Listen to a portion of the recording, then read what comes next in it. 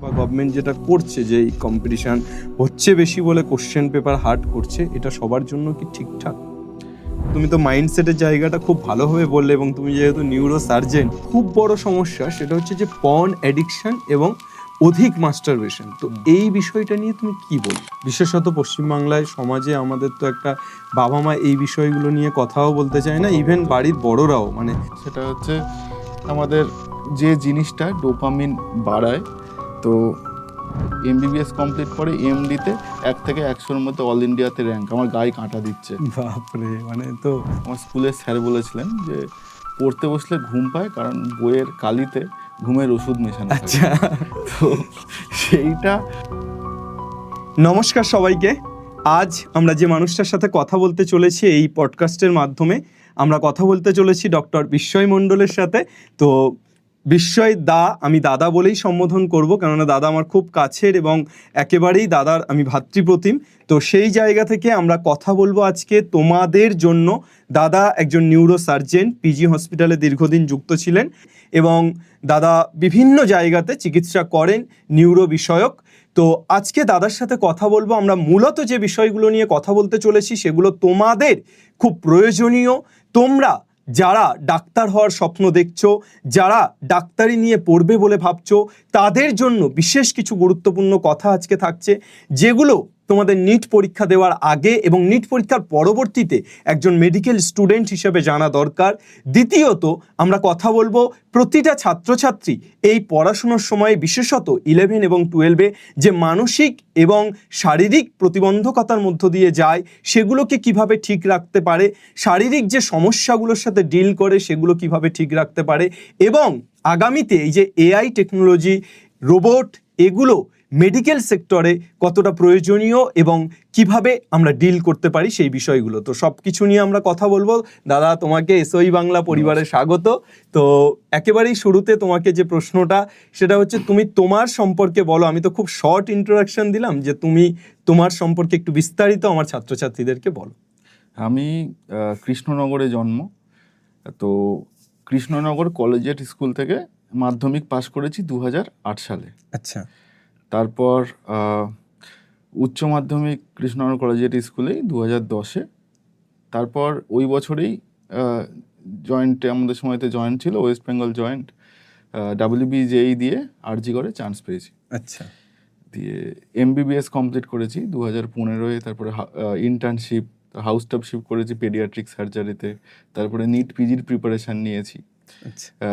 একবারে পাইনি, 2-1 বছর টাইম লেগেছে। আচ্ছা। দিয়ে তারপর জেনারেল সার্জারিতে এমএস কমপ্লিট করেছি মেদিনীপুর মেডিকেল কলেজ থেকে। আচ্ছা। তো তারপর MRCS পার্ট 1 কমপ্লিট করেছি, যেটা রয়্যাল কলেজ অফ সার্জেন্স এর লন্ডনের। তো ওইটা কমপ্লিট করার পরে আমার পোস্টিং ছিল দার্জিলিংয়ে। আচ্ছা। দার্জিলিং ডিস্ট্রিক্ট হসপিটালে as a general surgery senior resident. বাহ, ওখানে কত বছর ছিলে? ওখানে 7-8 মাস। 7-8 মাস, তো দারুণ এনজয় করেছো ওই সময়টা। ওখানে তো অন্যরকম পরিবেশ, আচ্ছা। রোগের ধরনও অন্যরকম। আচ্ছা। তো যাই হোক, তারপর ওইখানে থাকতে থাকতে এমসিএইচে চান্স পেয়েছি। তারপর তো পিজির থেকে এমসিএইচ কোর্স কমপ্লিট করেছি এই বছরই। মানে মাধ্যমিকের পর থেকেই তোমার এই মেডিকেলের যাত্রাটা মোটামুটি সূত্রপাত ঘটেছে, যে মাধ্যমিকের পর থেকেই তুমি এদিকে পড়াশুনো এবং এ করা। আমি জানি যে তুমি মাধ্যমিক পরীক্ষাতে পশ্চিমবঙ্গের মধ্যে 10ম হয়েছিলে, এবং তার পরবর্তীতে এক্সপেকটেশন বেড়ে যায় স্বাভাবিকভাবে পরিবারের সদস্যদের, যে মাধ্যমিকে 10ম মানে এই ছেলে ভালো কিছু করবে। তো সেই অনুযায়ী তুমি কিভাবে 11 এবং 12 এই 2 বছর প্রিপারেশন নিয়েছিলে? এক্সপেকটেশন বেড়ে যাওয়াটা, তো এটা তো খুব একটা গুরুত্বপূর্ণ কথা, কারণ একেবারে। আগে স্কুলে কখনো আমি ফার্স্ট হইনি। আচ্ছা। মানে স্কুলের কোনো পরীক্ষায়, না সেমিস্টারে, না হাফ ইয়ারলি পরীক্ষায়, বা না ফাইনাল পরীক্ষায়, ওই মাধ্যমিকে গিয়েই হয়েছিলাম। এবং উচ্চ মাধ্যমিকেও স্কুল থেকে হাইয়েস্ট মার্কস পেয়েছিলাম, এবং নদিয়া মুর্শিদাবাদ থেকে ভালো মার্কস ছিল আর কি। তা আমার বাবা আমাকে বলেছিলেন যে তখন বিভিন্ন টিভি চ্যানেলের প্রচুর ইন্টারভিউ, আচ্ছা। সব নামি দামি টিভি চ্যানেল যেগুলো সবে দেখছি আর কি। তখন এবার বাবা বলেছিলেন যে দেখ এত জায়গাতে ইন্টারভিউ দিচ্ছিস, কিন্তু তুই মনে রাখিস তুই ঘোড়ার পিঠে উঠেছিস। আচ্ছা, তা এবার ঘোড়া যখন চালাতে দৌড়াতে হবে। শুরু করবে তখন যেন পড়ে না যাস, আচ্ছা, সেইটার লাগাম তোর কাছে। তুই কিভাবে কন্ট্রোল করবি তোর ব্যাপার। তোকে কেউ বাড়ি থেকে কেউ একবারও বলবে না পড়তে বস বা পড়িস না, তুই জানিস কিভাবে তুই এগোবি, তুই সেইভাবে এগো। আচ্ছা, আচ্ছা। মানে বাবা একেবারে পথটা ধরিয়ে দিয়েছিল, বাকিটা তো হ্যাঁ, বাকিটা চলে তো নিজের। একেবারেই।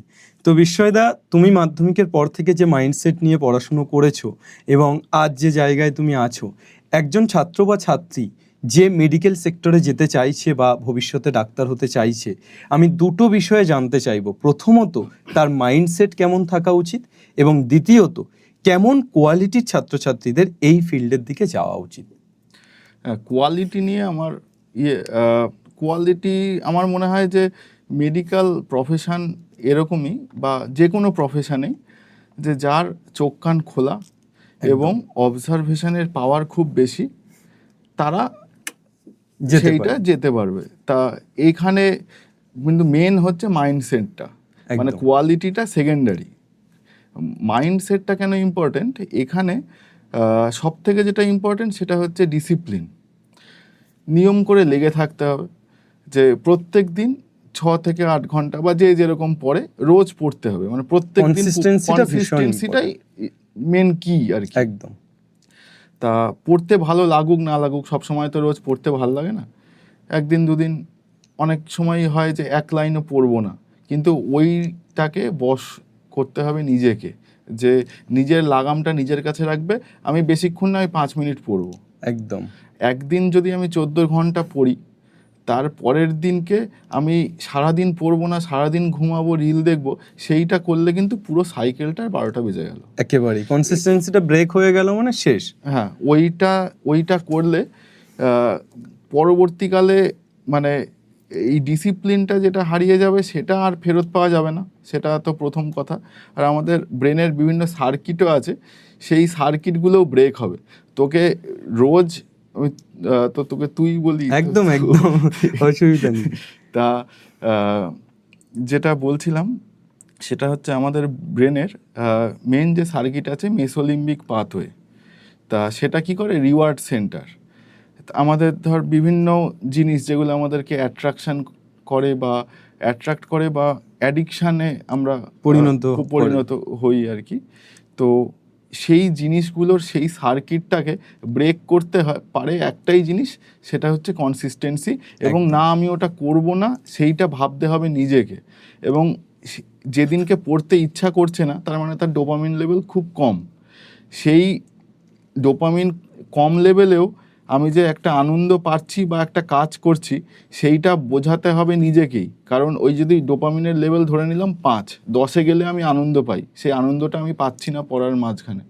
তা আমাকে ওই ডোপামিন 5 লেভেলেই এমনভাবে পড়াশোনাটা করতে হবে যাতে আমি নিজের মনকে বোঝাতে পারি 5-এই তোমার আনন্দ, একেবারে 10-এ নয়, শিফট করতে হবে ওই নিজের রিওয়ার্ড সিস্টেম। এই কনসিস্টেন্সিটা শুধুমাত্র মেডিকেল ফিল্ড নয়, তো সব ফিল্ডের জন্যই ভীষণ গুরুত্বপূর্ণ। আমি কয়েকদিন আগে মাইকেল ফেলপসের একটা ইন্টারভিউ দেখছিলাম, সেখানে তিনি বলছেন যে তিনি 365 দিনের 365 দিনই প্র্যাকটিস করেছে। জ্বর থাক, শরীর খারাপ থাক, অসুস্থ থাক, মেন্টাল ডিপ্রেশন থাক, যাই থাক, প্র্যাকটিস 6টায় নামবো মানে প্র্যাকটিস 6টায় নামবো। এই বিষয়টা খুব ইম্পর্টেন্ট। আমার মনে হয় এটা মেডিকেল হোক, ইঞ্জিনিয়ারিং হোক, যে কোনো ফিল্ডেই হোক, শুধু বোর্ডসের জন্য পড়াশুনো করলেও সেই ছাত্রছাত্রীর কনসিস্টেন্সি রাখাটা খুব গুরুত্বপূর্ণ। মানে এটা তো শুধুমাত্র 100 মিটার স্প্রিন্ট রেস নয়, এটা একটা ম্যারাথন। তো সেই ম্যারাথনে কনসিস্টেন্সিটা খুব ইম্পর্টেন্ট। মানে কোনো ছাত্র বা ছাত্রী যদি ভাবে আমি খুব জোরে ছুটে নিলাম, এবার একটু আমি দাঁড়িয়ে যাই, তাহলেই বিপদ। আবার কেউ যদি ভাবে যে এখন দাঁড়িয়ে যাই, শেষে ছুটে নেব, সেটাও সমান বিপদ। তো দ্বিতীয়ত যে জায়গাটাতে যাবো বিস্ময়দা, সেটা হচ্ছে তুমি তো মাইন্ডসেটের জায়গাটা খুব ভালোভাবে বললে, এবং তুমি যেহেতু নিউরো সার্জেন, তুমি একেবারে গভীরতা থেকে বিষয়টা বললে। তো আমি দ্বিতীয় প্রশ্ন যেটা করব সেটা হচ্ছে যে এই মুহূর্তে যে নিট ইউজি যেটা চলছে, তোমাদের সময় WBJEE হতো, তো সেই নিট ইউজি দিয়ে স্টুডেন্ট কোয়ালিফাই করলে তবে স্টুডেন্ট MBBS-এ চান্স পাচ্ছে। তো এই যে নিট ইউজি এক্সাম, সেটাও দেখা যাচ্ছে যে দিনের পর দিন কঠিন থেকে কঠিনতর হচ্ছে। আমার মনে হয় সেটা কম্পিটিশনের জন্যই হচ্ছে, যে অনেক ছেলে মেয়ে আসছে বলে সেখান থেকে ছেঁকে তোলার জন্য কম্পিটিশনটা বাড়ছে এবং কোশ্চেনের লেভেলটাও বাড়ছে। তো এই পুরো প্রসেসটাতে তোমার কি মনে হয়, যেটা একেবারে ঠিকঠাকভাবে হচ্ছে, বা গভর্নমেন্ট যেটা করছে যে এই কম্পিটিশন হচ্ছে বেশি বলে কোশ্চেন পেপার হার্ড করছে, এটা সবার জন্য কি ঠিকঠাক? না, এই প্রশ্নপত্র কঠিন, বিশেষ করে কম্পিটিটিভ এক্সামে আমার কাছে এই জিনিসটা খুব মানে একটু ক্লিশে টাইপের শোনায়। আচ্ছা। তার কারণ হচ্ছে, একটা মাধ্যমিকের পরীক্ষায় সার্টেন অ্যামাউন্ট অফ নাম্বার না পেলে আমি এখানে চাকরি পাবো না। এখানে তো তা না। যদি কম্পিটিটিভ পরীক্ষায় প্রশ্ন কঠিন হয়, আমার কাছেও কঠিন, যে ফার্স্ট হচ্ছে তার কাছেও কঠিন, একদম। তাহলে এখানে ওইটা হিসাব করা যাবে না। তবে এখানে আমাদের সময় কি ছিল, আমাদের সময় এমবিবিএস এর সিট কম ছিল, কিন্তু পরীক্ষার্থীও কম ছিল। 6 লাখ পরীক্ষার্থী আমাদের সময় পরীক্ষা দিয়েছিল, আমার মনে আছে। আচ্ছা। এবার এখন সেটা এই বছরে মনে হয় 22 লাখ, 22 লাখ, মানে ওই 22 থেকে 25, 22 থেকে 25 এই রেঞ্জের। তা মোটামুটি লাস্ট 15 বছরে এত গুণ বেড়েছে। এমবিবিএস এর সিটও বেড়েছে। কম্পিটিটিভ পরীক্ষার প্রশ্ন সবার ক্ষেত্রে কঠিন হলে সবার ক্ষেত্রে কঠিন, সোজা হলে সবার ক্ষেত্রে সোজা। সুতরাং নিজেকে অ্যাডাপ্ট করতে হবে সেই রকমভাবে যে আমি আরও বেটার, যে সিস্টেমটা যেরকমভাবে চেঞ্জ হচ্ছে, সিলেবাস চেঞ্জ হচ্ছে, কোশ্চেন প্যাটার্ন চেঞ্জ হচ্ছে, তার সাথে আমি কত অ্যাডাপ্ট করতে পারছি। বা একটা ছাত্র তখনই পরীক্ষায় ভালো রেজাল্ট করতে পারে যখন সে পরীক্ষকের মাইন্ডসেটটা বুঝতে পারে। একেবারে। এটা আমাকে আমার শিক্ষক এমবিবিএস এর শুরুতে আমাকে বলেছিলেন যে স্যার কি শুনতে চাইছে সেটা তোমাকে বলতে হবে, তুমি কি ভাবছো সেটা না। একদম। সুতরাং আমি এই জিনিসটা তখনই আসবে যখনই আমরা বারবার এমসিকিউ প্র্যাকটিস করব, তখনই বুঝতে পারবো একটা গোটা পৃষ্ঠার থেকে, যে এনসিইআরটির বই যেটাকে বলে বাইবেল হোক, কোরআন হোক, গীতা হোক, ওটাই তো বায়োলজির বই, ওখান থেকেই সব প্রশ্ন আসবে। কিন্তু সেই বিটুইন দ্য লাইনস কোন লাইনটার কোন শব্দটা ইম্পর্টেন্ট সেটা একজন শিক্ষক পথ দেখাতে পারে, কিন্তু খুঁজে বার করতে হয় নিজেকে। সেটা বারবার পড়তে পড়তে ওই জিনিসটা আসে। এই জায়গাটার উপরে ওনারা ফোকাস দিচ্ছেন।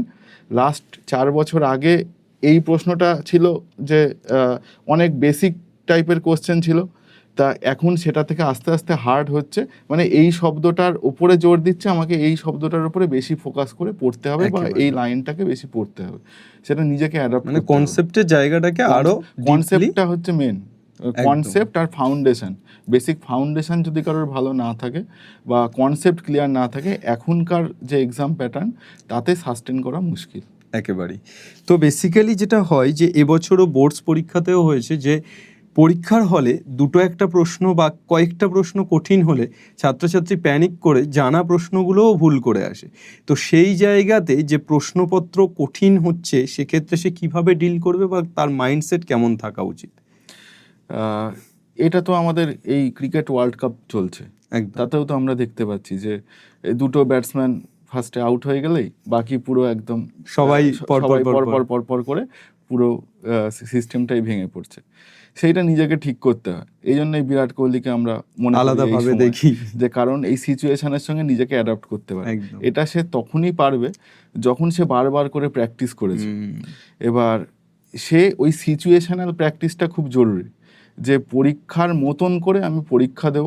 যখন পরীক্ষা আমাদের যেমন ফাইনালে যেভাবে পরীক্ষা হয়, এই দুপুরবেলায় ধর দুপুর 2টো থেকে 4টে অবধি বা যে সময় পরীক্ষাটা হয়, ঠিক সেই সময় খাওয়া দাওয়া করে টেবিল চেয়ারে বসে মক টেস্ট যেটা দেব, সেই সময় একদম সুন্দরভাবে বারবার করে প্র্যাকটিস করব, যাতে ওখানে গিয়ে আমার মনে না হয় যে দুটো কোশ্চেন ছেড়ে এলাম, তা আমার এর পরেরগুলো প্যানিক অ্যাটাক একটা শুরু হয়ে গেল, সেটাকে আমি ডিল করতে পারছি। মানে বেসিক্যালি পরীক্ষার হলে আমাদের যে মাইন্ডসেটটা থাকে সেই মাইন্ডসেটটা যেন অনেক আগে থেকে তৈরি হয়েছে, যে সেটা আমাদের এতটা সিরিয়াস হতে হবে যে ওই পরীক্ষাটাকে যতটা সিরিয়াস নিচ্ছি আমাদের নর্মাল মক টেস্টগুলো যেগুলো স্কুলে নিচ্ছে বা যেগুলো কোনো অ্যাপে নিচ্ছে বা কোনো টিচার নিচ্ছে সেগুলোকেও ততটা সিরিয়াসলি দিতে হবে, তবেই ব্যাপারটা হওয়া সম্ভব। এইটার একটা নিউরো সায়েন্টিফিক এক্সপ্লেনেশন আছে। সেটা হচ্ছে যে যখন আমরা স্ট্রেস নিই, মানে যে লোকটা প্রথমবার গাড়ি চালাচ্ছে, সে সামনে একটা লরি চলে এলো, লরি চলে আসার পরে আমাদের শরীরে অ্যাড্রিনালিন হ্রাস হলো, দিয়ে আলটিমেটলি কর্টিসল লেভেলটা, স্ট্রেস হরমোন, সেটা খুব বেড়ে যায়। এবারে আস্তে আস্তে উনি বারবার করে গাড়ি চালাতে চালাতে যখন দেখেন যে লরি আসছে, উনি জানেন যে পাশ কাটিয়ে যেতে নর্মালি পারবেন। পাশ কাটিয়ে যেতে পারে। সেখানে কর্টিসলটা ও নিজে বুঝে গেছে যে এইটা আমার ভয়ের কিছু না, এই ভয় কাটানোর জন্য মক টেস্ট দিতে হবে। একেবারে মানে নিজেকে নিয়ন্ত্রণ করতে হবে। একেবারে নিজেকে যখন পড়তে বসতে হবে, বিছানায় শুয়ে পড়ছি, একটুখানি হেলান দিয়ে বিছানায় পড়ছি, ওইটা করলে হবে না। আমি পরীক্ষার সময় যেভাবে বসে পরীক্ষা দিই, ক্লাসে যেমনভাবে আমি লিখি, সেই রকমভাবে বাড়িতে সেই সেট আপে পড়তে হবে। একেবারেই। তো মাইন্ডসেটটা অনেক আগে থেকে বেসিক্যালি তৈরি করতে হবে। ওটা পরীক্ষার হলে গিয়ে ঠিক করব, সেটা করলে হবে। একদম। নেক্সট যে প্রশ্নটাতে আমি আসবো সেটা হচ্ছে যে এমনও স্টুডেন্ট আছে যারা নিট বারবার দিচ্ছে এবং বারবার তারা পাচ্ছে না এবং কন্টিনিউ চেষ্টা করে যাচ্ছে। এর ফলে কি হচ্ছে, বেশ কিছু ছাত্রছাত্রী আমারই পরিচিত, আমার খুব কানেক্টেড তারা, যে তাদের একটা মেন্টাল ইলনেস তৈরি হচ্ছে, অন্য রকম আচরণ করছে এবং আস্তে আস্তে আস্তে আস্তে যেন অন্য দিকে চলে যাচ্ছে।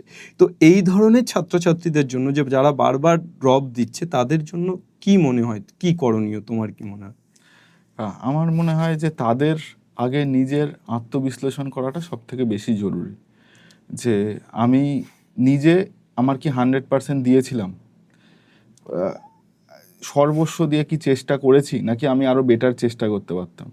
এর যদি উত্তর হয় যে সর্বস্ব দিয়ে আমি চেষ্টা করেছি এবং একটুর জন্য মিস হয়ে গেছে, তাহলে আমার মনে হয় যে আবার পরীক্ষা দেওয়া উচিত।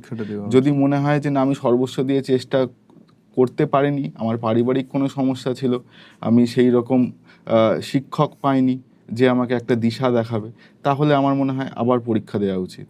কিন্তু যদি তার ভালো না লাগে জিনিসটা, এবং সে যদি মা বাবার চাপে হোক বা সমাজের মানে সমাজের মুখের দিকে তাকিয়ে ডাক্তার হতে চাইছে, তাহলে আমার মনে হয় যে সেটার একেবারে। এই তুমি মা বাবার চাপের কথাটা বলতেই আমার মাথায় আসলো, আজকেই একটা সংবাদ আমি দেখছিলাম, নিউজ রিপোর্ট, সেখানে যে বাবা প্রেশার দিয়ে নিট পরীক্ষার জন্য বাধ্য করাতে সেই ছেলে বাবার উপর প্রতিশোধ নেওয়ার জন্য খুব অসামাজিক কাজ করে ফেলে, সেটাই আমি নিউজে দেখছিলাম। তো তার মানে এই জায়গাটা শুধু ছাত্রছাত্রীদের নয়, বাবা মায়েদেরও বুঝতে হবে যে অধিক মেন্টাল প্রেশার যাতে তাদেরকে না দেওয়া হয় বা এই জায়গাটাকে ডিল করা হয়, নাকি? হ্যাঁ, বাবা মাদের আমি একটাই আমার যেটা এতদিনের মনে হয়েছে, সেটা হয়েছে যে নিজেদের না পাওয়া সত্তাগুলো বা নিজেদের যে ভয়েড যে ব্যাপারটা থাকে, সেইটাকে ওরা ছেলের ওপরে সেই খরচাটা করে হোক, সেই সাপোর্টটা দিয়ে হোক, ওনারা ভাবছেন আমরা এটা ইনভেস্ট করছি, আমার কাছে মিউচুয়াল ফান্ড এবার 15 বছর পরে রিটার্ন পাবো, সেটা আমাকে হাই অ্যামাউন্টের রিটার্ন পাবো। কিন্তু সেটাও আমাকে মাথায় রাখতে হবে, mutual fund subject to market risk. একেবারে। এবার সেই রিস্কটা তখনই আমরা ঠিকঠাক করে নিতে পারবো যদি আমরা সঠিক মিউচুয়াল ফান্ডে ইনভেস্ট করি। একদম। এবার সেইটার জন্য ছাত্রকে এমনভাবে বোঝাতে হবে যে, বা তার ছেলে মেয়েকে বোঝাতে হবে যে সে ব্যাপারটা ভালোবাসছে কিনা সেটা খেয়াল রাখতে হবে। জোর করে কিছু চাপিয়ে দেওয়া যাবে না। তার মানে এই নয় যে আমি ছেলে পড়ছে না, আমি দেখতে পাচ্ছি 2 দিন পরে পরীক্ষা, আমি বলবো না, আমি অবশ্যই বলবো, কিন্তু তার কোনো খেলার সময় থাকবে না, বা সে তার ভালো লাগছে না, জোর করে বসে সে দেখতে পাচ্ছে। অনেক আমি দেখেছি, আমার অনেকে বলে যে বইয়ের মাঝখানে মোবাইল ফোন রেখে দেয়, বাবা মা যখন আসছে পড়ছে, আর তারপরে আবার মোবাইল ফোনটা কোনো মেসেজ করছে বা কোনো সোশ্যাল মিডিয়াতে। ও তো নিজের সঙ্গে ছলনা করছে। যে নিজের কাছে সৎ থাকতে হবে, নিজের 100% দিতে হবে।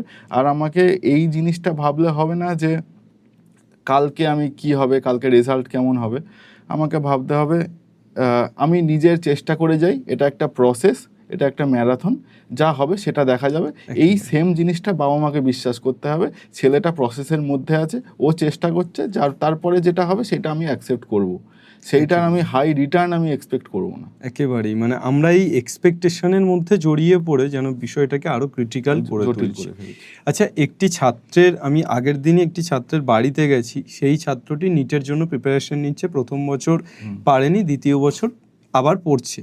ছেলেটি ভালো, নিটই পড়তে চায়, প্যাশনেট এবং পড়াশুনোও খুব ভালো করছে, কিন্তু ইদানিং যে সমস্যাটা হচ্ছে যে দীর্ঘ 2 বছর ধরে সে যেহেতু ওই একই পড়া পড়ছে, তার একটা ধৈর্য শক্তির চ্যুতি ঘটছে, যে সে বারবার করে আর ভাল লাগছে না, মানে কত পড়বো একই জিনিস। এই যে ধৈর্যের চ্যুতি বা এই যে কনসেন্ট্রেশন ব্রেক, এই জায়গাটাকে কি করে ঠিক করবে? যারা বারবার ড্রপ নেওয়ার পরও পড়াশোনা করছে, তারা তাদের ধৈর্যটাকে কিভাবে ঠিক রাখবে?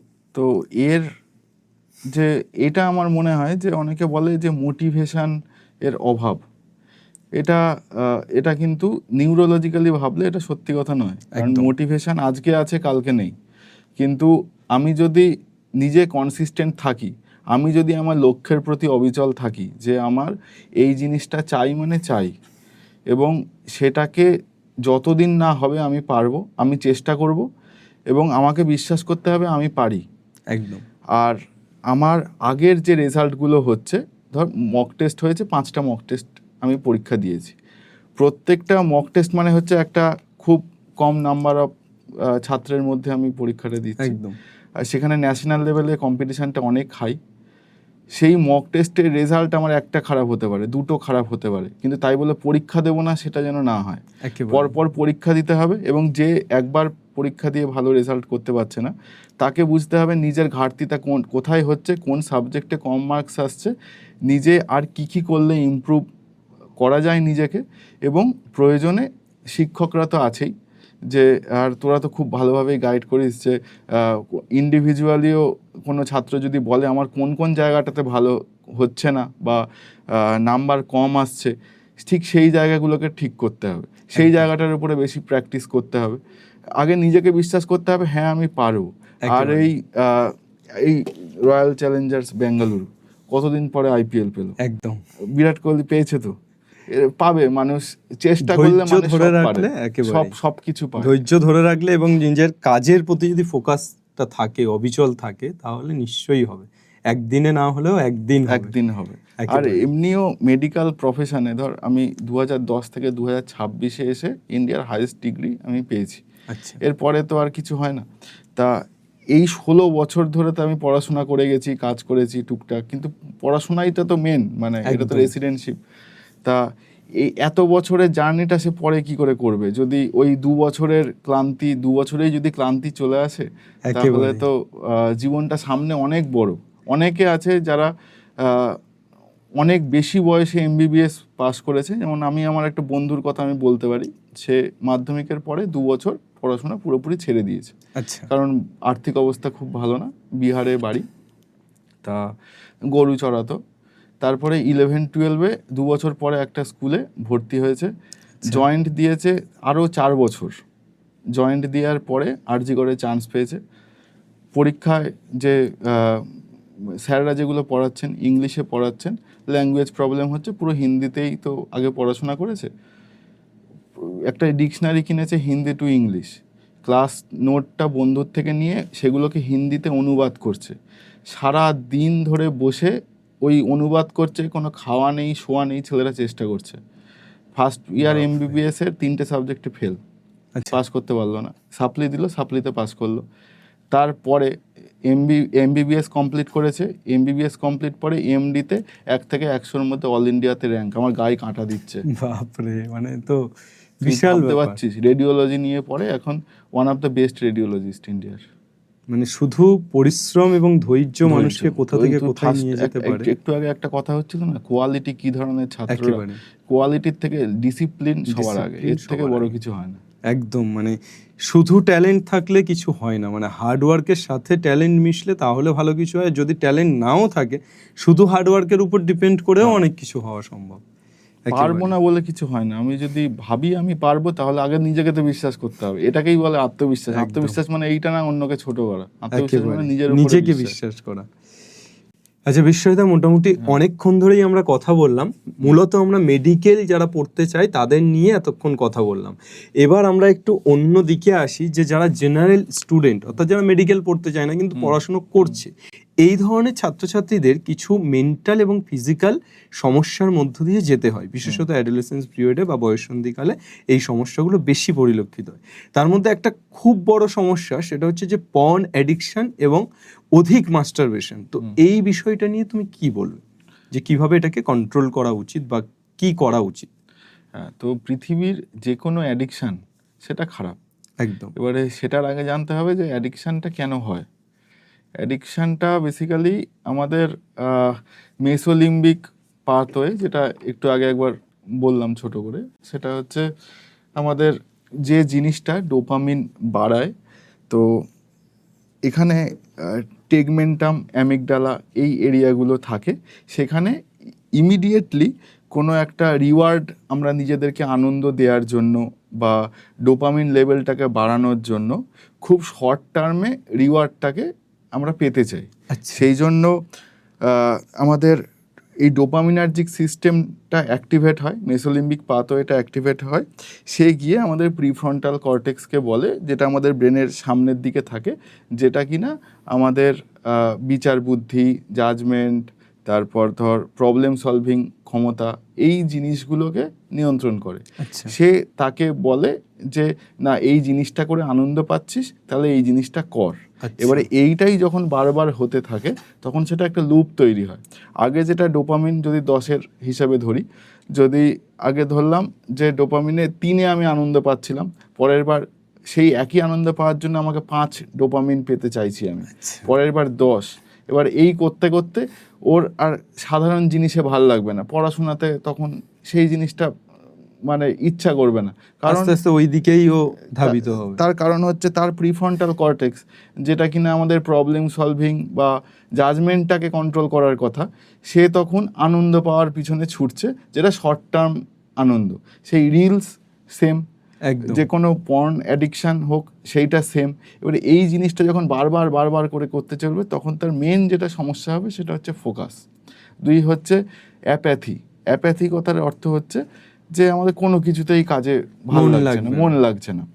এবং আর একটা যেটা সবথেকে বড় সমস্যা, সেটা হচ্ছে আমাদের যে গোল ডিরেক্টেড পড়াশোনা, তো নিট পিজি হোক বা যে কোনো মানে যে কোনো পড়াশোনা বা যে কোনো কাজ, সে আমাদের সামনের গোলটা আমরা ব্লার হয়ে যাবে, সেটা ভালো করে স্পষ্টভাবে দেখতে পাবো না। যে কোনো অ্যাডিকশান। আর অ্যাডোলেসেন্স পিরিয়ডে এই প্রিফ্রন্টাল কর্টেক্সটা তখন ডেভেলপমেন্টের সময়। সেই সময় সেইটাকে আমি যেভাবে তৈরি করব সারাটা জীবন, সেটা আমাদের ডিভিডেন্ড দেবে। ও বলবে যে ওই সময় যেভাবে সে নিজের লাইফস্টাইল লিড করবে, যেভাবে পড়াশোনা করবে বা যে ডিসিপ্লিনের মধ্যে থাকবে, সেইটা আগামী জীবন এবং তার পরবর্তী জীবনেও সেইটাকে সে কন্টিনিউ করাটা অনেক সহজ হবে। আচ্ছা, মানে বেসিক্যালি এই কন্ট্রোল পাওয়ারটা কমপ্লিটলি তার নিজের উপর, সে নিজেই তার নিজের ধৈর্য শক্তি, তার নিজের বুদ্ধি বিবেক, তার সঠিক চিন্তা ভাবনা দিয়ে বিশ্লেষণ করে সে কোনটা করবে এবং কোনটা করবে না, এর মধ্যে ডিসিশনটা নিতে হবে। সেটা তো নিজের বটেই, প্লাস যারা ধর কন্টিনিউয়াসলি পড়াশোনা করছে, এবার রোজ পড়তে পড়তে একটা সময় এই দিকে ফোকাসটা হয়ে গেল পর্ন বা মাস্টারবেশনের উপর, তার কিন্তু পড়ার গতিটা অনেকটা হ্যাম্পার হলো। তার মনে হচ্ছে একবার হলো, তার পরের বার ঠিক, মানে পরের বার আর একবার করেছি, পরের বার আর আমি করব না। এবারে এই করতে করতে মানে গ্যাপের ডিউরেশনটা কমতে কমতে তখন ফ্রিকোয়েন্সিটা অনেক বেড়ে যায়। সেইটাকে প্রথম থেকেই নিজেকে কন্ট্রোল করতে হবে। এটা কোনো বাবা মা নয়, কেউ এটাকে বলে বোঝাতে পারবে না। একেবারে। এবং গোলটাকে যদি আমাদের সমাজে মানে ভারতবর্ষে এবং বিশেষত পশ্চিমবাংলায় সমাজে আমাদের তো একটা বাবা মা এই বিষয়গুলো নিয়ে কথাও বলতে চায় না, ইভেন বাড়ির বড়রাও, মানে দাদা হলেও সে কথা বলতে চায় না বা দিদি হলেও কথা বলতে চায় না, টিচারদের কথা তো ছেড়েই দিলাম। তো আমার মনে হয় যে ও নিজেকেই পুরো কন্ট্রোলটা করতে হবে, সেটা নিজেকেই দায়িত্ব নিতে হবে। আর বিশেষত আমার আরও একটা বিষয় মনে হয় যে এটা নিয়ে গার্জিয়ান যারা আছে তাদেরও কথা বলাটা উচিত। অবশ্যই এই ট্যাবুটাকে ভাঙা উচিত একেবারেই। তা না হলে এটা খারাপ বলে যদি সারা জীবন দূরে সরিয়ে রাখা হয়, আমরা যেটা দেখেছি, এটা বিশ্ববিদ্যালয় মেডিকেল, এই তোমার নিউরো সেটাই বলছে যে জিনিসটাকে আমরা বলবো যে খারাপ, সেটার প্রতি লোভটা কিন্তু বাড়ে, যে ওটা দেখি তো তাহলে কি কেমন খারাপ। তো আমরা যেহেতু বারবার করে বলছি যে পর্ন, মাস্টারবেশন এগুলো খারাপ, যার জন্য কিন্তু ছাত্রছাত্রীদের মধ্যে সাইকোলজিক্যালি ওটা তৈরি হচ্ছে। তার থেকে আমরা যদি বলি না এটাও ভালো, কিন্তু এটার এই খারাপ এই ভালো, যদি এভাবে আমরা তাদের সামনে পর্দাটাকে উন্মোচন করি, তাহলে মনে হয় অনেক বেশি উপকারী হয়।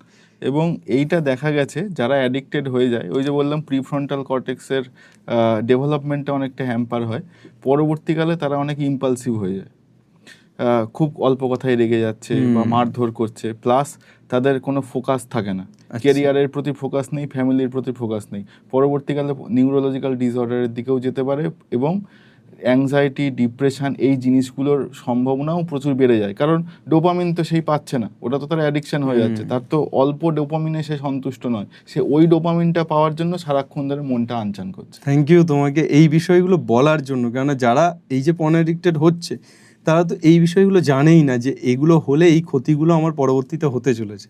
তো তুমি আজকে তাদের একেবারে চোখে আঙুল দিয়ে বললে, এবং সেটা একেবারেই মানে মুখের কথা নয়, মেডিকেল সায়েন্স যেটা বলছে সেটাই বললে। তো আই থিঙ্ক তোমার এই কথাগুলো শুনে ওরা অনেক বেশি উদ্বুদ্ধ হবে এবং এই জায়গাটাকে সেভাবে রিকভার করতে পারবে।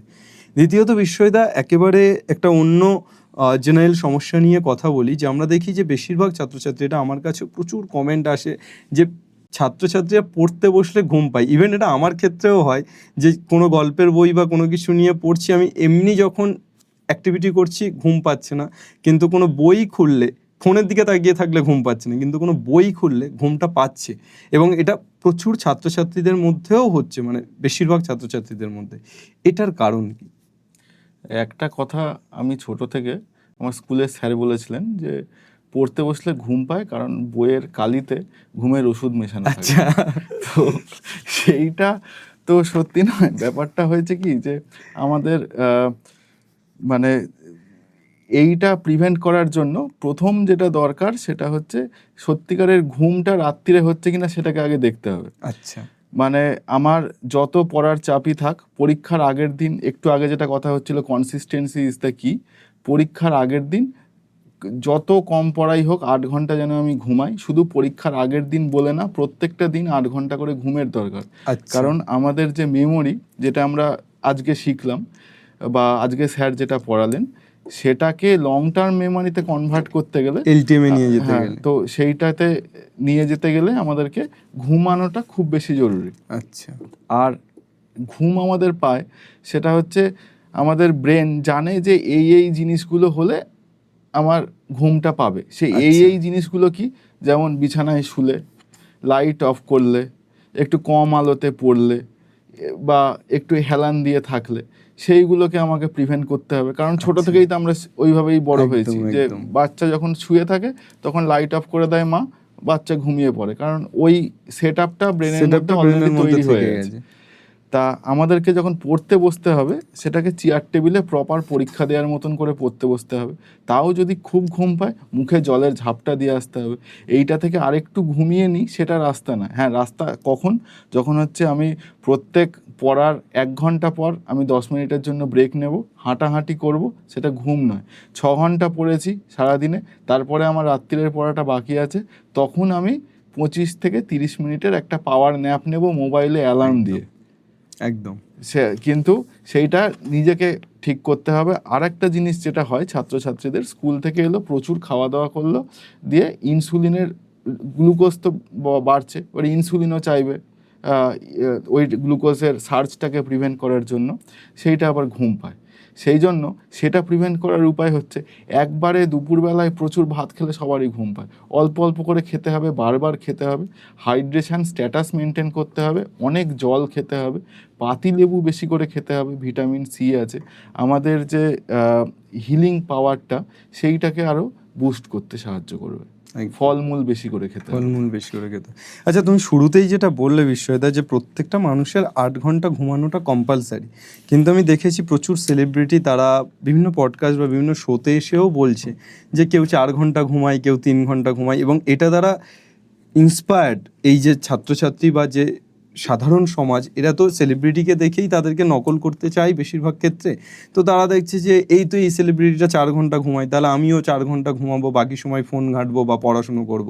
তো এইটা তুমি কিভাবে দেখো, যে এই বিষয়টা যারা বলছে যে আমরা 4 ঘন্টা 5 ঘন্টা ঘুমিয়েই হয়ে যায়, সেই বিষয়টাকে কিভাবে দেখো? যে মানুষটা, যে সেলিব্রিটি, সে প্রথম কথা সেলিব্রিটি হয়েছে তার কাজের জন্য। একদম। সে আমাদেরও যখন মেডিকেলে যখন ডিউটি থাকে, অনেক সময় 3 দিন ঘুম ভালো করে হয় না, তার মানে কি আমরা 100% সেই সময় যেদিন 72 ঘন্টা টানা ঘুম হয়নি, তো তারপরে কি আমরা ইয়ে করতে পারি, আমার 100% পোটেনশিয়ালে কাজ করতে পারি? সেটা তো করতে পারি না। যে 4 ঘন্টা করে ঘুমাচ্ছে সে নিজের পোটেনশিয়ালটাকে ওই জায়গাতে নিয়ে গেছে, কিন্তু অ্যাডোলেসেন্স পিরিয়ডে নিজের যখন ব্রেন ডেভেলপমেন্টের সময় বা নিজের শেখার সময়, সেই সময় এই জিনিসগুলো ফলো না করাই ভালো বলে আমার মনে হয়। মানে মোবাইল ঘাঁটার জন্য সময় পাচ্ছি, ঘুমের জন্য সময় পাচ্ছি না, সেটা যেন না হয়। আর এই সময় আমার এমন fixed- কিছু কাজও তো নেই যে 4 ঘন্টা ঘুমাতে হবে, হ্যাঁ। বাকি তো অনেকটা সময় আছে, তাহলে প্রপার ঘুমটা তো দরকার। ঘুমটা দরকার। একেবারে।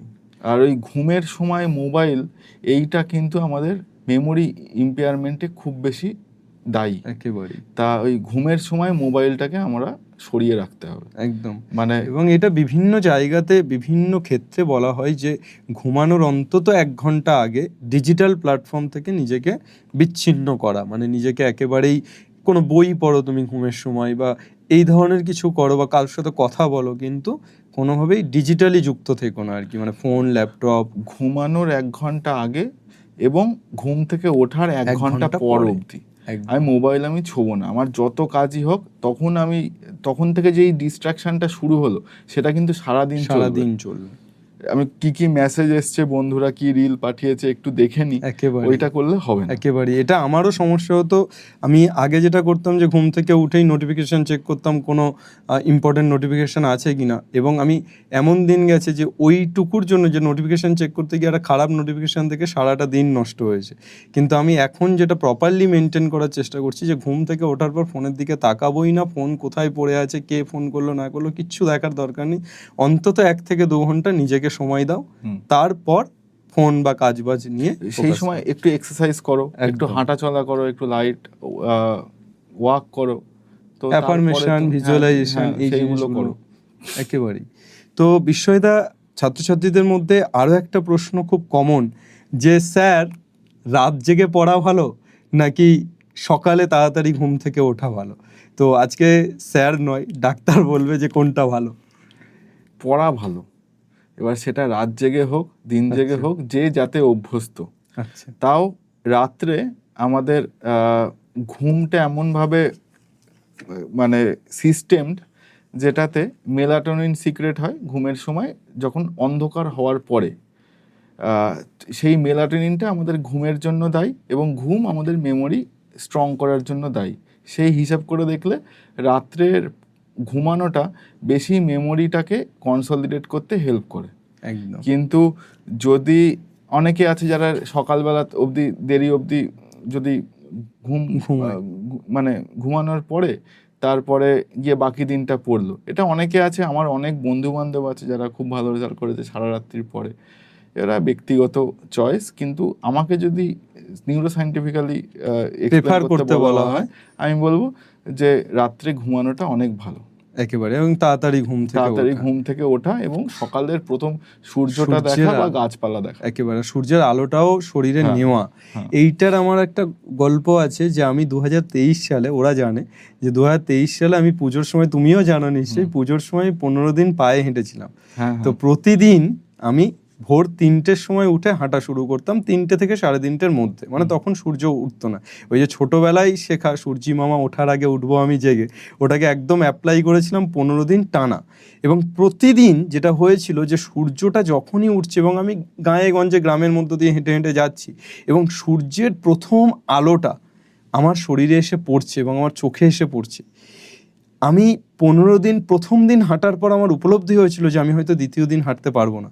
কিন্তু দ্বিতীয় দিন থেকে ওই যে সূর্যের আলো মানে আমাকে অন্য রকম এনার্জি দিয়েছিল। মানে আমি পুরো 15 দিন কন্টিনিউ করতে পেরেছি। আমার মনে হয় এর একটা বড় কারণ যে প্রতিদিন সূর্যের আলোটা আমার শরীরে অনেকটা বেশি এনার্জি দিয়ে গেছে। এটা তো পজিটিভ এনার্জি, মানে সাংঘাতিক রকমের পজিটিভ এনার্জি একেবারে। এবং আমাদের দেখা গেছে যারা দরজা জানলা বন্ধ করে থাকে, সূর্যের আলো গায়ে লাগায় না, তাদের ডিপ্রেশনের প্রবণতা, তাদের অ্যাংজাইটির প্রবণতা অনেক বেশি। এবং যে জায়গাতে সূর্যের আলো খুব কম পড়ে সেখানে সুইসাইডাল টেন্ডেন্সি অনেক বেশি। এইটা অবধি মানে পাবলিশ হয়েছে। সুতরাং সূর্যের আলোর মারাত্মক এফেক্ট আছে।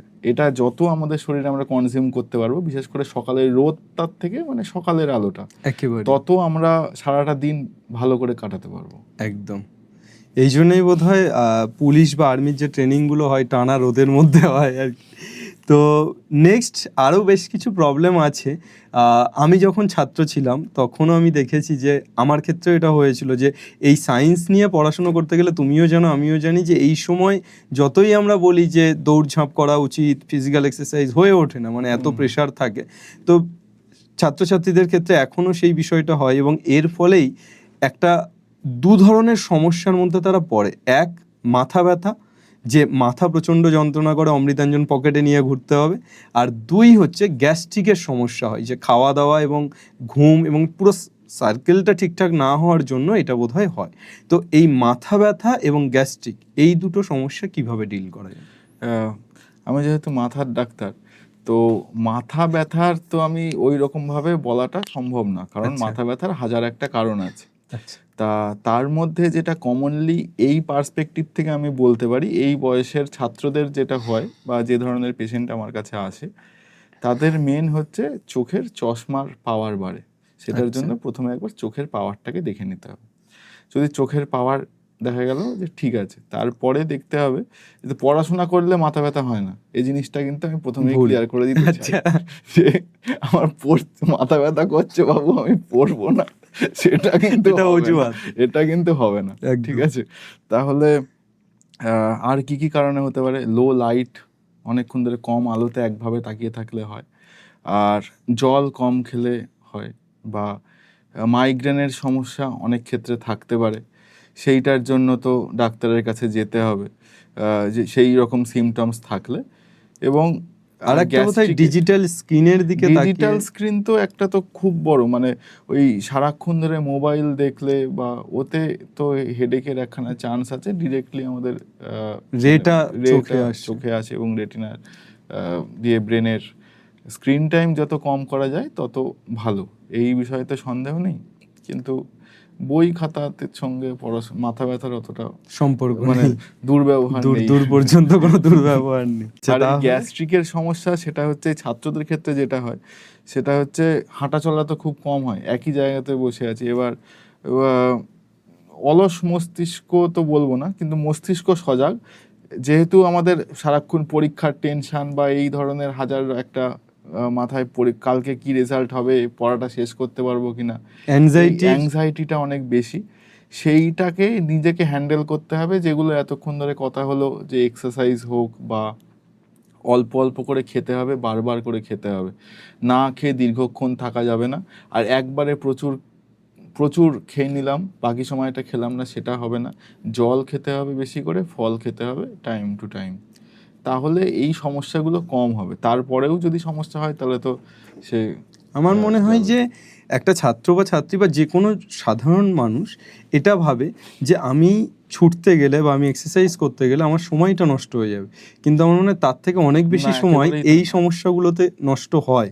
তো ওই জন্য আমার মনে হয় ডেলি বেসিসে এই এক্সারসাইজ করাটা, আমি তো বলছি না তোমাকে মাঠে গিয়ে মানে পাগলের মতো দৌড়তে হবে, তুমি জাস্ট একটা নির্দিষ্ট ডেলি এক্সারসাইজ করা, সেটা যোগা হতে পারে, বাড়িতে বসেও হতে পারে, একটু হাঁটা হতে পারে, বা অন্যরকম অনেক কিছুই করা যায়। সেই ধরনের কিছু করাটা প্রতিদিন নিয়মিত দরকার, এবং তার সাথে সাথে খাওয়া দাওয়ার সার্কেলটা ঠিক করাটা খুব দরকার। আর যেটা হয় যে আমরা যখন হাঁটাহাঁটি করি, আমাদের প্যারাসিম্প্যাথেটিক আর সিম্প্যাথেটিক দু ধরনের নার্ভাস সিস্টেম আছে। প্যারাসিম্প্যাথেটিকটা হচ্ছে, মানে সিম্প্যাথেটিক সিস্টেমটা হচ্ছে আমাদের স্ট্রেস, এই জিনিসগুলোকে কিভাবে হ্যান্ডেল করব, মানে তার রেসপন্সটাকে দেয়।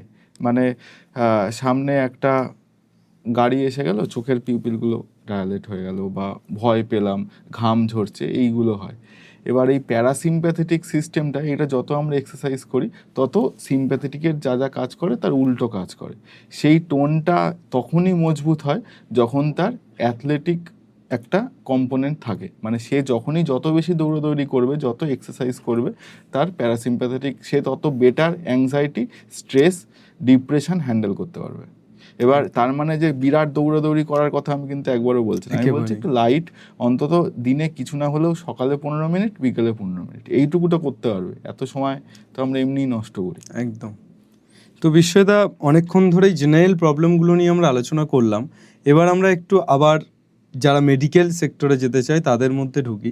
আচ্ছা, নিট পাওয়ার আগের পড়াশুনো আর নিট পাওয়ার পরের পড়াশুনো কোনটা বেশি ডিফিকাল্ট?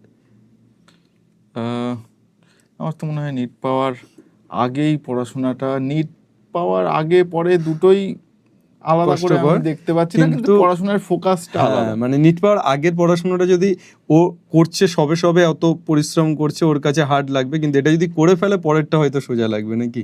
না, সেই রকম নয়।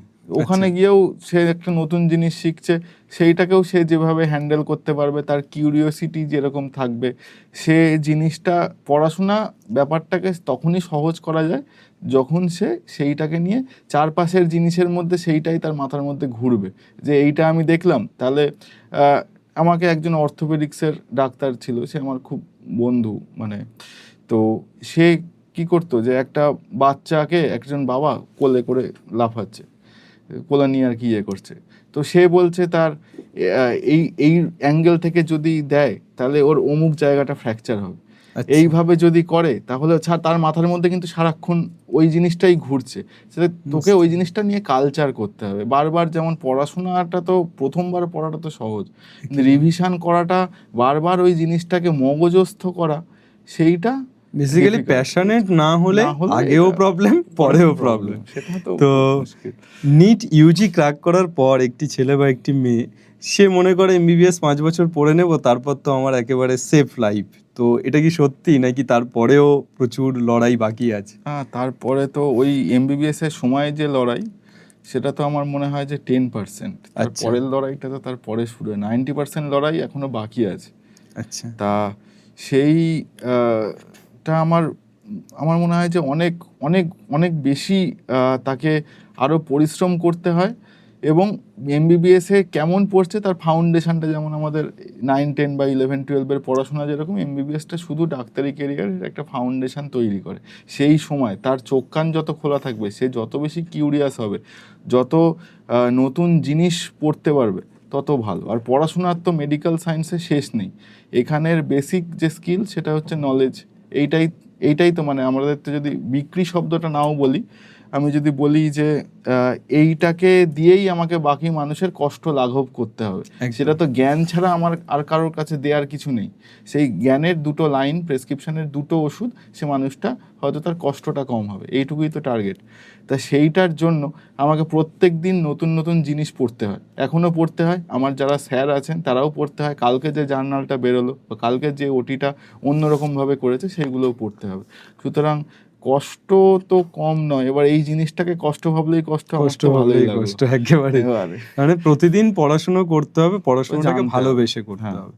আচ্ছা বিশ্বদা, যেটা মনে হয় সেটা হচ্ছে যে এই যে তুমি এত পড়াশুনো করছো, এত বছর ধরে, প্রায় 16 বছর বললে পড়াশুনো করেছো, তোমার সংশয় হয় যে কখনো এই যেভাবে এআই টেকনোলজি এবং রোবোটিক্স ব্যাপারটা আসছে, কখনো তোমার এই পুরো পড়াশুনোটাকে এক মুহূর্তের মধ্যে কমপ্লিট ধূলিসাৎ হয়ে যেতে পারে, রোবট এসে তোমার জায়গাটা নিয়ে নিতে পারে? না, রোবট কোনোদিন ডাক্তারের জায়গা নিতে পারবে না। আচ্ছা, রোবট হচ্ছে আগুনের মতন, এআই আগুনের মতন। আচ্ছা, এবার সেইটাকে, সেই একটা আমাদের রচনা আসতো না, বিজ্ঞান আশীর্বাদ না অভিশাপ। আচ্ছা, তুমি যেভাবে ইউজ করবে আগুনকে, তুমি বাড়িও জ্বালিয়ে দিতে পারো, তুমি সেইটাকে দিয়ে মাটির একটা জিনিসও তৈরি করতে পারো। এবার তুমি সেটাকে কিভাবে ইউজ করবে তার উপর। এবার এআই যে কোনো ডাক্তারকে নতুন করে শিখতে হবে বা শিখছে। সেই নতুন আমাদের মডার্ন ইকুইপমেন্ট আসছে, আমাদের যে ব্রেনের অপারেশনগুলোতে আগে আমরা কোন রাস্তা দিয়ে, ব্রেনের প্রত্যেকটা জায়গায় তো জরুরি, তো এখন এআই আমাদেরকে বলছে যে অত মিলিমিটার দূরে, তার থেকে 2 সেন্টিমিটার ডান দিকে, ওইখানে গিয়ে তুমি যদি একটা বায়োপসি নাও তাহলে তোমার হয়ে যাবে। সেইটুকু সাহায্য করছে, কিন্তু সে এআই এই ব্যাপারটা বলতে পারছে না পেশেন্টের বাকি কন্ডিশন কি আছে, সেই ওটিটা আদেও পেশেন্টের জন্য ফিজিবল হবে কি না। বা এআই আর কি হেল্প করছে, যে একটা ডিসিশন মেকিংয়ে এআই কখনো হেল্প করতে পারে না। এআই একটা রিপোর্ট জেনারেট করতে পারে, যে একটা এমআরআই, এক্সরে, সিটি স্ক্যান, এই জিনিসগুলো জেনারেট করতে পারে। পড়াশোনা করতেও আমি যেগুলো ধর নতুন নতুন জিনিস পড়ছি, সেইগুলোতেও এআই এর তো সাহায্য নিয়ে অনেক নতুন জিনিস বিশেষত করি। হচ্ছে তুমি যেটা বলতে চাইলে সেটা হচ্ছে যে লাগামটা মানুষের হাতেই থাকবে, ডাক্তারের হাতেই থাকবে। এবার লাগামটা ডাক্তার বা মানুষের হাতে থাকাটাই বেটার। যদি লাগাম ছেড়ে দেয় তাহলে আগুনের মতো অবস্থা হবে, যে আগুনকে আমরা যদি আমাদের প্রয়োজন মতো ব্যবহার করি তাহলে সেটা আশীর্বাদ, কিন্তু আমরা যদি আগুনকে ছেড়ে দিই তাহলে তো সেটা অভিশাপ। তো রোবট বা এআই টেকনোলজিকে আমরা যদি আমাদের কাজে ব্যবহার করি তাহলে সেটা ঠিক আছে, কিন্তু আমরা ছেড়ে দেবো না। তার মানে ডাক্তারই থাকছে, সে এআই বা রোবোটিক্সকে কাজে লাগাচ্ছে এবং আরও নিখুঁতভাবে ব্যাপারগুলো করছে। আচ্ছা বিশ্বজিৎদা, এই মুহূর্তে চ্যাটজিপিটি যেভাবে, চ্যাটজিপিটি বা আরও অনেক কিছুই আছে যেভাবে অনেক কিছু কঠিন প্রশ্ন খুঁজে পাচ্ছি না, সঙ্গে সঙ্গে ছাত্রছাত্রীরা চ্যাটজিপিটি মারছে, তার সলিউশন বেরিয়ে চলে আসে। তোমার কি মনে হয় এতে ছাত্রছাত্রীদের যে ভাবনা, ক্রিটিক্যাল থিঙ্কিংয়ের জায়গাটা নষ্ট হচ্ছে? এটা তো অবশ্যই নষ্ট হচ্ছে। এবার চ্যাট জিপিটিও তো সেই এআই আগুনের মতনই। আমি যখন কিছু পাচ্ছি না বা এই ব্যাপারে ইনডেপথ নলেজের দরকার, তা সেই জিনিসগুলো আমি ওখান থেকে সাহায্য নিতে পারি, কিন্তু সেইটার উপরে যদি ডিপেন্ডেন্ট হয়ে যায় তাহলে আমার ব্রেন এইটা বুঝতে পারবে না, প্রবলেম সলভিং যে এবিলিটিটা সেইটা আস্তে আস্তে হ্রাস পাবে এবং অ্যাটেনশন স্প্যান কমবে, ফোকাস কমবে, কনসেন্ট্রেশন কমবে। আমাদেরকে মেন ওই যে একটা জিনিস পাওয়ার যে আনন্দটা, একটা বই থেকে একটা উত্তর খুঁজে পাওয়ার আনন্দটা, সেই জার্নিটাও কিন্তু একটা পড়াশোনার অঙ্গ। তো চ্যাট জিপিটিকে আমরা এইভাবে সাহায্য নিতে পারি ওর থেকে, যে জিনিসটা আমি পারছি না নিজে চেষ্টা করার পরে তারপরে হায়ার প্রবলেম সলভ করার জন্য আমি ইউজ করতে পারি, কিন্তু সেইটাকে আমি শুরুতেই যে আমি নিজে ভাবনা চিন্তা করলাম না, সেইটা যেন না হয়। ইনভলভমেন্টটা কমাতে হবে। তুমি ইনভলভ করো, কিন্তু কোথায় ডিপেন্ডেন্সিটা কমাতে হবে। একেবারেই ডিপেন্ডেন্সিটা একটু কমিয়ে কাজ করতে হবে। বিশ্বজিৎদা, অনেকক্ষণ ধরে আমাদের কথা হলো, অনেক বিষয়ে আমাদের কথা হলো। আমার মনে হয় কোনো বিষয় আর বাকি পড়ে নেই যেটা নিয়ে কথা বলার মতো আছে, অন্তত ছাত্রছাত্রীদের জন্য। এছাড়া তো অনেক বিষয় নিয়ে কথা বলার আছে। তো তোমার তরফ থেকে, ধরো আমি একজন শিক্ষক, আমি বাংলার প্রতিটি ছাত্রছাত্রী, আমি সবসময় বলি তারা প্রান্তিক হোক, মফস্বল হোক বা শহুরে হোক, অর্থের অভাবে হোক বা অর্থ থেকেও উপযুক্ত শিক্ষা পাচ্ছে না এরকমও ছাত্রছাত্রী আছে, তাদের সবার পাশে আমি থাকতে চাই, অন্তত শিক্ষার জায়গাতে। তো তোমার কি মনে হয় যে শিক্ষা স্বাস্থ্য দুটো তো খুব অঙ্গাঙ্গিভাবে যুক্ত, তার কারণ এই দুটো একে অপরের সাহচর্য নিয়েই বড় হয়ে ওঠে আসলে। তো এই যে ছাত্রছাত্রী যাদের শিক্ষা নিয়ে, যারা এসওই বাংলার হাত ধরে এগিয়ে চলছে বা এসওই বাংলা থেকে পড়াশুনো করছে এবং একটা বেটার লাইফের দিকে এগোচ্ছে, তাদেরকে কি এরকম কোনো সাপোর্ট তোমার তরফ থেকে দেওয়া যেতে পারে, বিশেষত স্বাস্থ্য বিষয়ক ক্ষেত্রে?